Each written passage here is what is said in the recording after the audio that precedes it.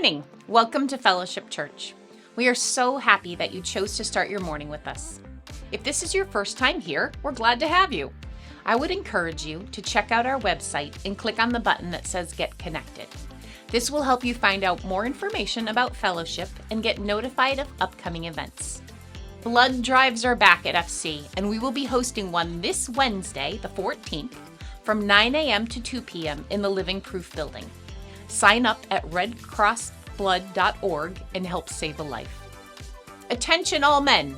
This week on Thursday the 15th, we're having a men's bowling night at Bolero in Wallingford. Get to know other FC men and have fun at the same time. You can sign up in the atrium or on our website or app. We hope to see you there. I want to thank all of you who give regularly to Fellowship. Your giving allows us to make a difference in the lives of so many. If you would like to give today, you can do so on our app or website. July was a busy month for life change here at Fellowship, and many of you were a part of it. On July 28th, we kicked off our Living Proof Summer Camp. For 4 days, 52 students and 12 volunteers had fun and built amazing relationships. They culminated their time together on Wednesday night with a message from Ross on becoming healthy humans, where they heard that the more we become healthy in mind, body, and soul, the better we can love God fully and each other deeply. July 20th, 10 FCers went to Costa Rica on a missions trip. It was an amazing, life-changing trip for everyone who went. Next week, we look forward to sharing with you a little more about what God is doing through Hope Partners in Costa Rica and how we were able to be a part of that. It was because of the generosity of so many of you that these events were able to happen. Many of you gave towards the missions trip to help alleviate the cost of the trip for those going. Many of you give towards missions each month, and many of you gave towards the Living Proof Summer Camp Scholarship. Your giving is a direct part of the life change that happened. You are a part of the story of events in Costa Rica, and you are part of the story of life change in the many of the students who attended camp. Thank you for that generosity. Take a look at this video that the Hope Center put out showing some of the work that our team, plus 7 others, were able to accomplish this summer. Hey friends, welcome to Finca San Juan, right here in the middle of harvest. We get the opportunity to serve at this school. It's an amazing opportunity. We've been in this school for 2 years now, 2 full summers of mission teams, but we finally finished the school. And so we're gonna walk you guys around, show you the design the mission teams have worked hard on to bring hope visually to all the kids that come every day. Come on in. Are you ready for this? Are you ready?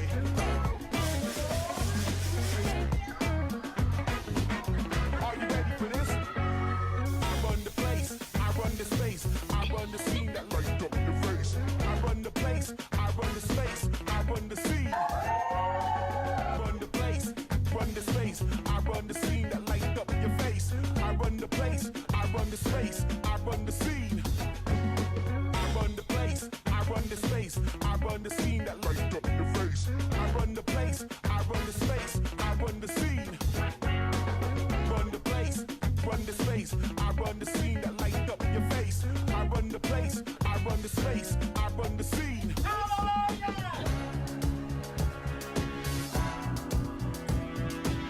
Are you ready for this? Are you ready for this? Are you ready for this? Are you ready?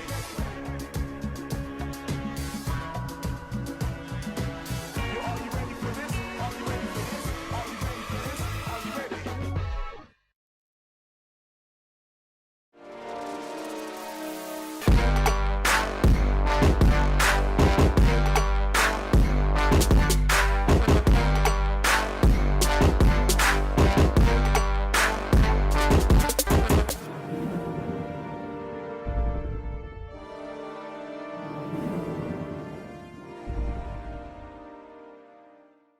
The Good Life. Hi, I'm Rich Pankos, Connections Pastor here at FC. Thanks for being with us today. As we continue our series called On Your Mark, I wanted to start by reading Paul's words in 1 Corinthians 9:25 to kind of give you an idea of where we'll be going today. So Paul says that all athletes are disciplined in their training. They do it to win a prize that will fade away, but we do it for an eternal prize. So today, I want to talk about the word discipline. That sounds fun, right? Defined as the practice of training people to obey rules or a code of behavior. Someone who is disciplined, someone who's disciplined behaves or works in a controlled way. Some of you parents got a little bit excited as you thought I was going to tell you how to discipline your kids. Well, I have no idea. So some of you watching this are in the military. You really already get this. In fact, there's probably not a lot I can say to inspire you.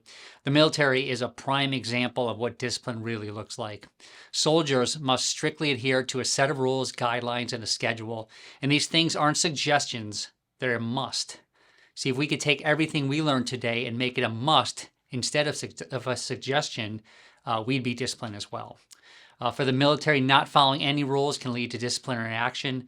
The structure and discipline of the military lead to efficiency of the accomplishment of goals. It is what leads towards success. It's what leads towards excellence. And don't we all want to accomplish things? Don't we all want to strive for success? And wouldn't we all love ongoing excellence?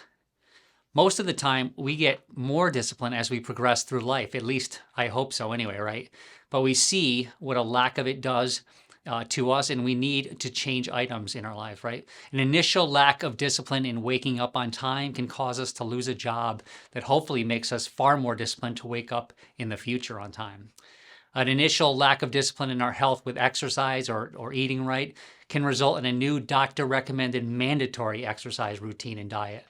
See, more cheat days, that's eating whatever you want. When you're young means less cheat days, eating whatever you want when you're old.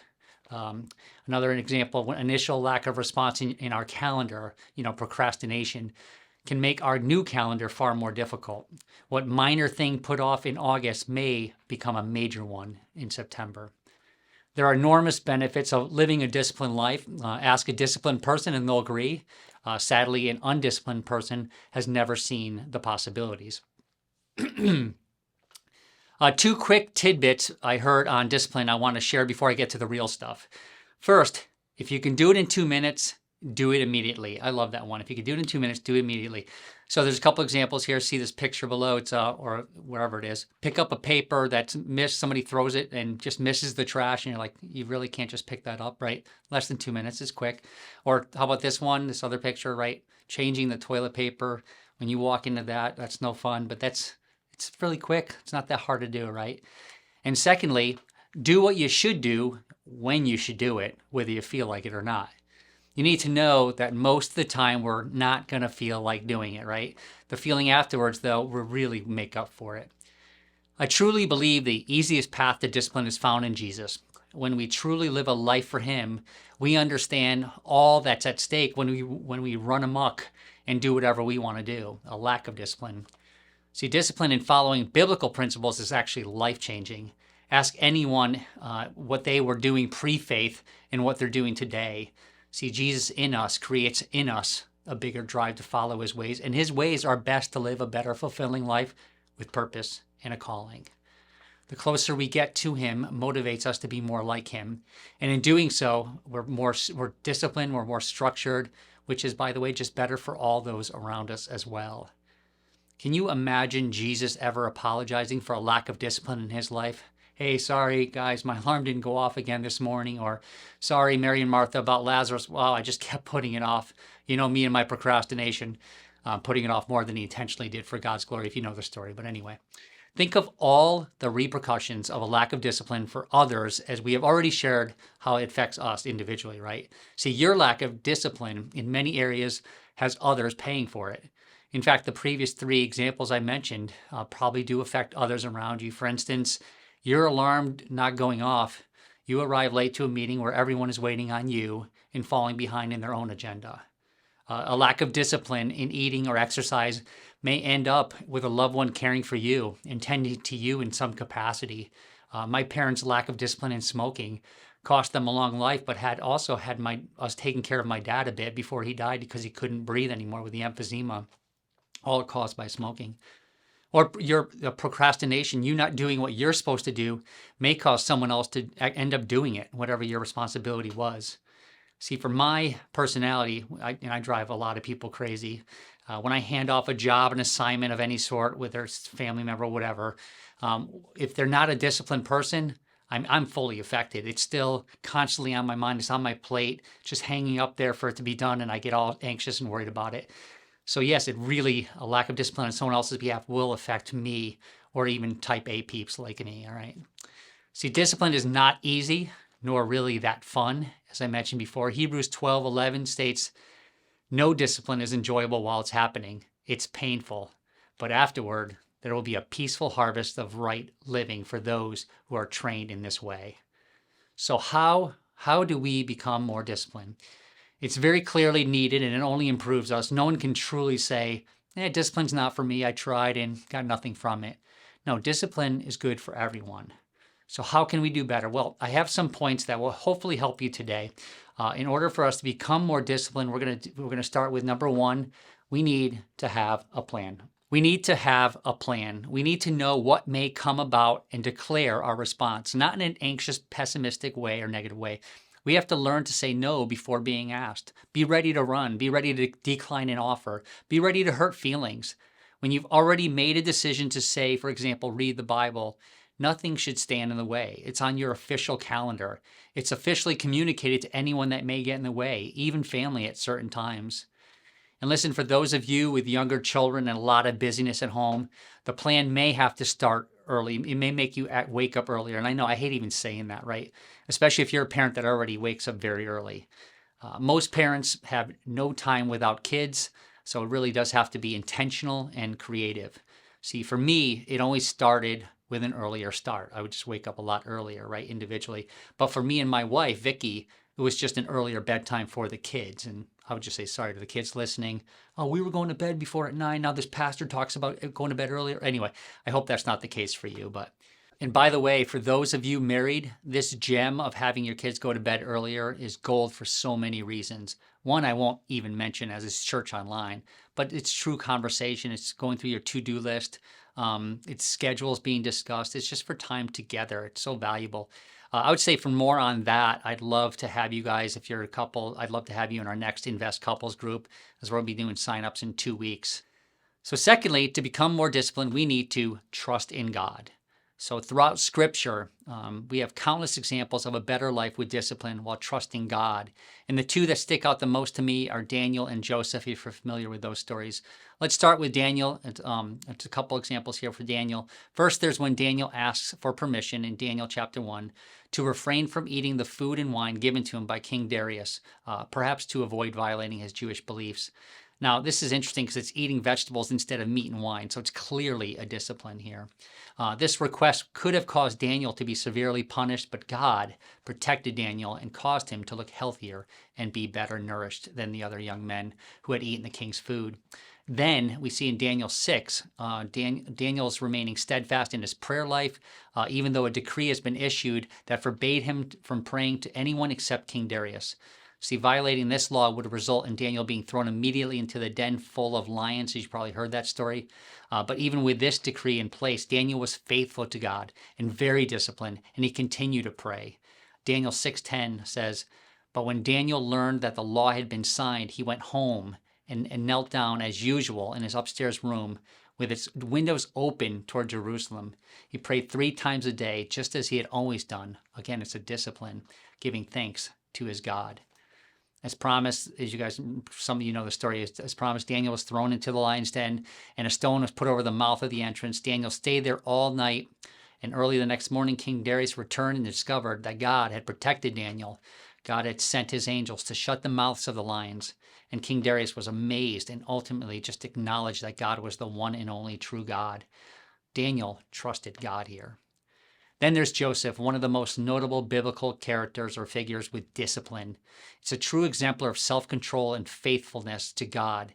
Like Daniel, he could interpret dreams. So if you can just get disciplined enough, you too can interpret dreams today. No, I'm kidding about that. But despite being sold into slavery by his brothers, hopefully your brothers wouldn't do that to you, Joseph maintained this unwavering devotion to God and rose to a position of prominence in Egypt.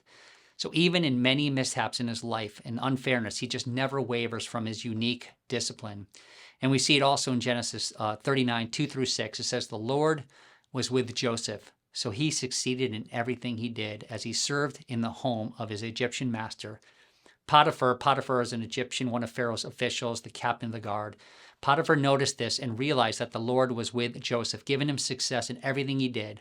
This is a guy with a plan, trusting God, right? This pleased Potiphar, so he soon made Joseph his personal attendant. He put him in charge of the entire household and everything he owned, again, reaping the benefits of discipline.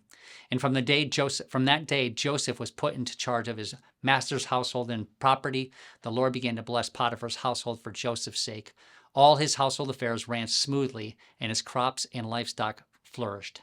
So Potiphar gave Joseph a complete administrative responsibility over everything he owned. With Joseph there, he didn't worry about a thing except what kind of food to eat. See, Joseph's discipline and trust in God's plan enabled him to overcome adversity and ultimately save his family from famine, and that's later on if you've read the story. Even when he was tempted by Potiphar's wife, as we see in Genesis 39, 6-9, where it says Joseph was a very handsome man and well-built young man, and Potiphar's wife soon began to look at him lustfully. "Come and sleep with me," she demanded. But Joseph refused. Again, discipline. He already made a decision. "Look," he told her, "my master trusts me with everything in his entire household. No one has more authority than I do. He has held nothing back except you, because you are his wife. How could I do such a wicked thing? It would be a great sin against God."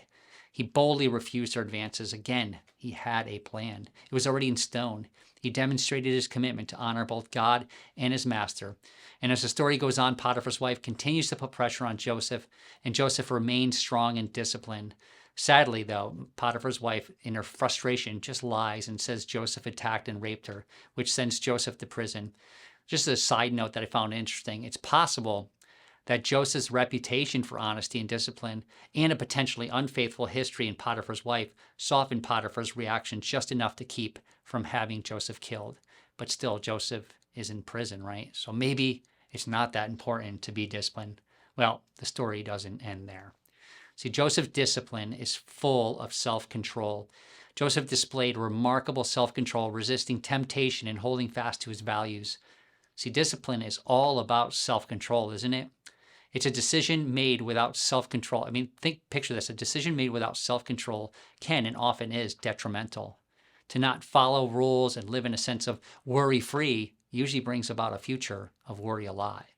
Today's easy decisions result in tomorrow's difficult results. But self-control is calculated, it's prepared, and it's aware. To have great self-control comes with great preparation, like Joseph had. You know, it's a lot easier to not eat a donut if we don't buy one. It's a lot easier to say no to that girl or guy when we don't allow that girl or guy to be alone with us. It's a lot easier not to drink that much if we don't go to that bar or that party or hang out with those people. It's a lot easier to not look at pornography when we only use our computer or phone amongst a crowd. A lack of self-control in Joseph's life would have completely different outcomes. But Joseph's discipline, along with his self-control, obviously changed the whole story. Joseph also had, along with his discipline, this perseverance, right? Think about his life. Despite facing numerous obstacles over and over again, he persevered and ultimately achieved great success. Imagine being falsely accused here and going to prison, yet, again, Joseph perseveres. When everyone else would complain and feel sorry for themselves, Joseph doesn't. Genesis 39, 21 to 23, but the Lord was with Joseph in prison and showed him his faithful love. And the Lord made Joseph a favorite with the prison warden. Before long, the warden put Joseph in charge of all the other prisoners and over everything that happened in the prison. The warden had no worries because Joseph took care of everything. The Lord is with him and caused everything he did to succeed. See, to achieve discipline like Joseph here, we have to have a strong enough why. See, his why was because he follows God. He continues to do the next right thing. Joseph would later get out and thrive and actually see his brothers again. It's a great story if you haven't already read it. We need only to go back to what I read in the beginning, Paul's words, where we see this. It's throughout this series we've been talking about this. It's 1 Corinthians 9. All athletes, again, are disciplined in their training.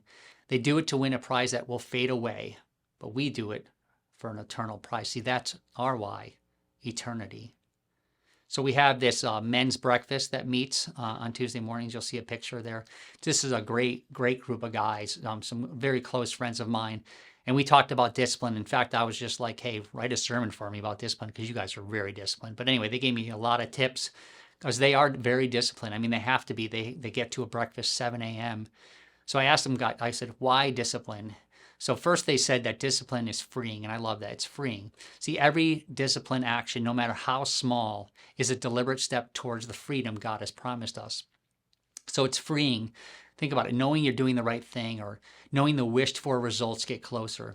Knowing today's choices lead to tomorrow's wins. See, what most around us are so worried about has already been addressed because of the discipline of having margin in their lives. That's what they said as well. See, where they're actually able to go to a men's breakfast, that's margin in their life. Their discipline in getting things done takes stress off their families. Their discipline as others go to them for advice. Their discipline is clearly evident. Secondly, they also mentioned the why, like Paul did, right? You have to know what you're fighting for. You need a strong enough why if you want to be disciplined.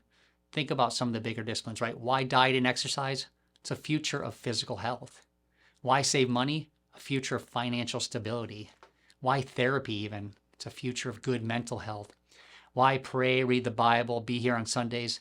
It's a brighter future of spiritual health, a life with Jesus, which can and will lead to mental, physical, and emotional health as well. And then why even in those intentional friendships like that breakfast? Because it's encouragement. It fights loneliness. And we're not meant to do a life alone. So we need a strong enough why. So I asked a friend of mine, Trey. Many of you guys know Trey. If you guys come here in person, you would see he's the first one waving to you out in the parking lot. I have a picture of him. I covered him in this picture because, well, you remember the story about Potiphar's wife and her lust there, so I did that for that reason. But Trey owns a gym down the road, personal trainer, even competes in bodybuilding, hence covering him up there. But honestly, he should really be the one speaking today. Trey is the most disciplined, one of the most disciplined guys I know. But Trey mentioned a why for him. Picture this. Imagine Trey is grossly overweight, snacking on Doritos every time he trains a client. Of course you can't, because he'd have no clients. But it sparked in me and how this need for discipline, again, is not just for us. It's for all those watching, especially if you have kids, friends and family. Everybody's watching. So more is certainly caught than taught. And in 1 Corinthians 9:27, Paul says, I discipline my body like an athlete, training it to do what it should. Otherwise, I fear that after preaching to others, I myself might be disqualified. We all need to practice what we preach. See, telling your kids not to lie better come with them not seeing you lie. So I'm going to make a little confession, I along with everyone, or a lot of people watching this, we're getting older, right? And I've noticed this pattern with many older people, not all of you, so don't take offense to this, but many. We become set in our ways. We become content with what we already know, not thinking that we're able to learn new stuff. Some of us older people with technology have to discipline ourselves to actually learn it. An average 8 to 10-year-old can do things with computers or phones that many older people state they can't without even trying. And I remember our great pandemic season, sorry to revisit that, but we had all these Zoom groups going on as we weren't able to meet in person yet. And so many older people were not going to go down that path. They're like, I can't do an online group. I can't figure it out. They just didn't want to spend the time to figure it out. And some still can't, by the way, right? I'm still on Zoom calls where you're like, hey, you're on mute. You're on mute. You're going to have to speak. I only see your chin. Right? But enter Lois. If you come here, you probably know Lois. And I'm not going to say her age, but I'm betting she's older than you. She was on Zoom day one. She disciplined herself to learn it. Discipline takes adaptability as well. Lois is just a great example of that. She could have been the most disciplined person already, but something new was added to her plate, and she adapted. The discipline of always doing it that way can actually hurt us, right? Ask Blockbuster Video, right? I recently added 2 unexpected disciplines in my life based on my health. Everything's fine, by the way, but a new face cream because every night, because I have rosacea. Hopefully you're not seeing it right now with a red face all the time, but there's washing your face and then there's 3 creams. It's like every night I have to do that. So it's a new discipline. And I take this water pill because I have an ongoing kidney stone. It's a lot of fun, kidney stone problem. So every night I'm taking a water pill, which is great for sleeping, by the way. But adaptability, I think of the many of you have to take a lot of pills daily and the discipline it takes for you to make sure you take them. It's a lot, right? And listen, if you brush your teeth, and I really hope you do, you have a discipline. So it can be done. You prove it every morning when you brush.